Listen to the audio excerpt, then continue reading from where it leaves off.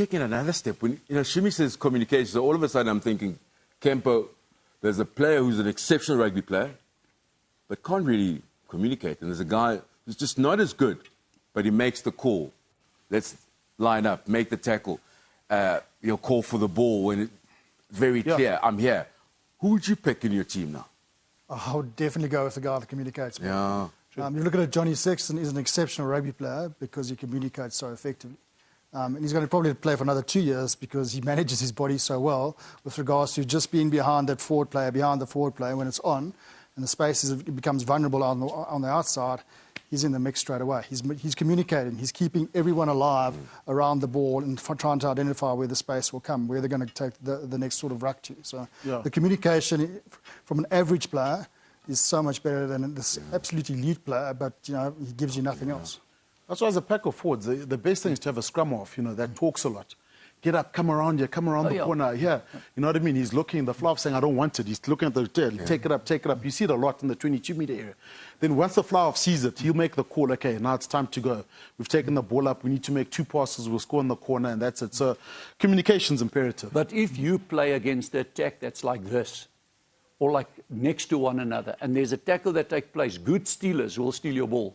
So that's why if the two of us play that way, once I passed and I feel that you are isolated, I've got to get in behind you. It's a principle. Once I pass, my job starts. Because if you're in trouble, I need to clean from the inside. And if I'm not there in the inside, that's exactly what happened there where Bismarck stole the ball. Because good stealers look for a leg cut and a steal. This is for me a bad attack.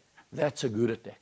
Yeah. If you understand what I'm saying. You've got to get in behind so that those supporters has got various options of the carrier. But you could hear it back when we used to have a lot of sideline commentary. You could hear the wings just shouting, square up on the 100%. Inside. Square up. And all he's just saying is, guys, draw the passer, give me a little bit of space. But if you run across and you give me the ball, I've got the touchline and flip and cross defense here. And you just hear the wings, square up the whole time. And just to create space, a little bit of space on the outside so you can give them room to move. Kemp, I mean, you're currently involved with juniors. How important to get that holistic player when you pass on the information where we know he's going to be physically fit, now the mental health of these young kids, now the comms are key. So we always turn on the telly, you expect an exceptional rugby player, but there's so much that creates this complete player who one day will play for the Bulls, or play for the Springboks. You bring it into the training. We had Swace down with us last year. But it's important to bring it into the training, that everything they're doing in training. So there's a couple of drills that we do that are just about communication and exactly that, making sure that the guy with the ball in hand has been supported appropriately on both sides, but he's also getting the communication from everyone. So through all the drills that we do in the training, there's communication throughout. So even if you get perhaps that one school lad that's not as vocal as the rest, he gets his opportunity to have his say, which I think is vitally important sort of in their school environment where they're always playing with their mates.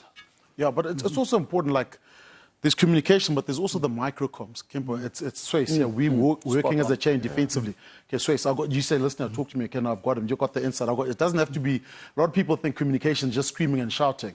But within a game, you could hear when there's an up and under put or whatever, and there's 2-3 guys back. They'll be shouting to the ball receiver, you got time, or there's no time. Get in the air, there's no time. See, Wacht, 2 seconds first. Now you go micro-comms. You're talking like you're sitting in some corporate office here. We're talking ruggers here. Micro-comms, guys sitting at home coaching an under-13 side in the sticks. What do you mean? No, it's just the guys next to you, the close communication to the guys on your inside and your outside. Then there's the communication when you come together. You don't want 15 captains. Yeah. There's times when 1 or 2 guys must talk, and that's it. There's also a time to shut up and just listen. And, Wait. There is also a time in a rugby field just to shut up and listen to what the... You battled with that. Yeah, I battled with that. I was about to say. I was like, that's why I'm like, whoa. There is a time. There is a time. Just sometimes, Okay, I'm quiet. There, I've listened. I've got you. There. You see, there's 2 kinds of communication. There's the calling system, there's a scrum, and the call goes from the 10 to the 15 and to the front, and they all repeat it. It's like one call and it goes down the line. And everyone knows that is the game drivers. Yeah. So now there's a calling system, but then once the play starts, it's not the calling system anymore, then it's battle talk. And in that battle talk, I just give key factors. Go down, or pop, or hold, or clean. It's just battle talk constantly.